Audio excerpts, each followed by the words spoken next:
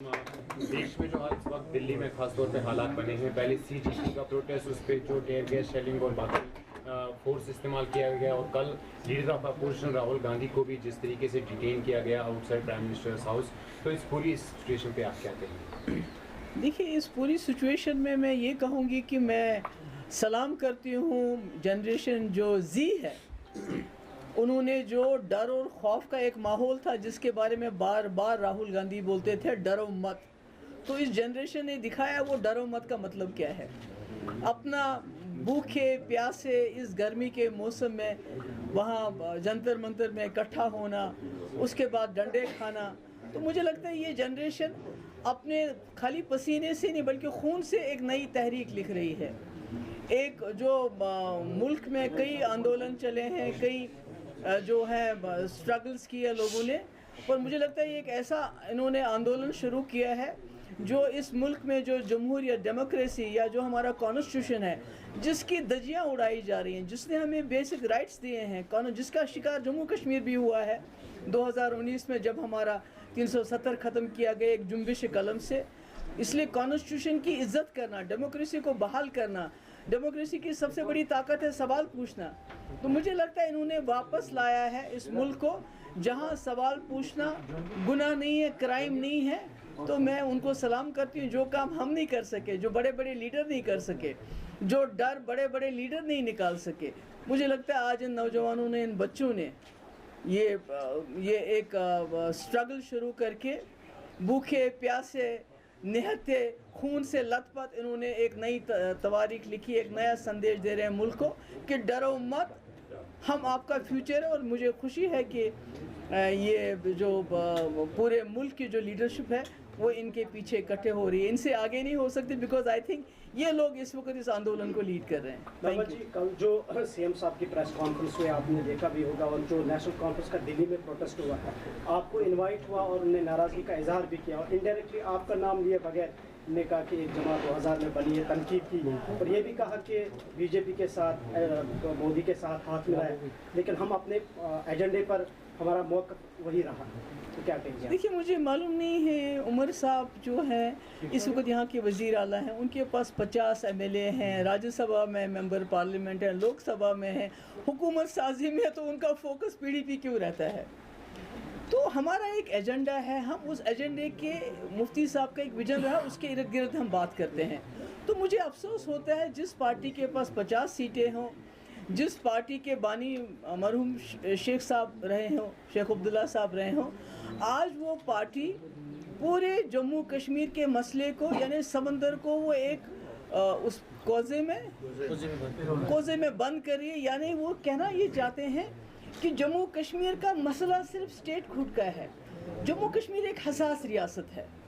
यहाँ 47 से लेके आज तक लोग अपनी इज़्ज़त नफ्स के लिए लड़ रहे हैं। आज जब एक चीफ मिनिस्टर, उसकी सरकार जिसकी इतनी ब्रूट मेजॉरिटी है, जब वो ये कहते हैं कि जम्मू कश्मीर का हर मसला स्टेट हुड से हल हो जाएगा, मुझे लगता है ये लोगों के साथ नाइंसाफ़ी है। तो वही बात मैंने उनसे गुजारिश की थी, मैंने उनको कहा था ऑल पार्टी मीटिंग बुलाइए, उसमें अगर यही फैसला होता कि भाई हमने स्टेट हुड पे दिल्ली जाना है तो शायद मिलजुल के ये फैसला करते। तो मुझे लगता है जम्मू कश्मीर के लोगों को, उमर साहब को जो मैंडेट मिला है वो खाली स्टेट हुड के लिए नहीं मिला है, वो मुझे लगता है एक बड़े मसले के लिए, बड़े मुश्किलात दूर करने के लिए मिला है। और उसमें हम उमर साहब को बार बार याद दिलाते रहेंगे, वो गुस्सा करते रहेंगे, हम फिर भी उनको याद दिलाते रहेंगे। उन्होंने कहा 370 जो है वो वापस नहीं आएगा, जो अभी की सरकार है उससे 370 मांगना एक तो उन्होंने पहले तो उसको अपने मैनिफेस्टो में क्यों रखा, उन्होंने जगह जगह ये तकरीरों में क्यों कहा। मगर मैं आपको बात याद दिलाना चाहती हूँ, जब हमने मुजफ्फराबाद के बोर्ड लगाए, ये वही नेशनल कॉन्फ्रेंस है जिन्होंने 50 साल लोगों को बोला रावलपिंडी आओ, रावलपिंडी जाओ, हम रावलपिंडी रोड खोलेंगे।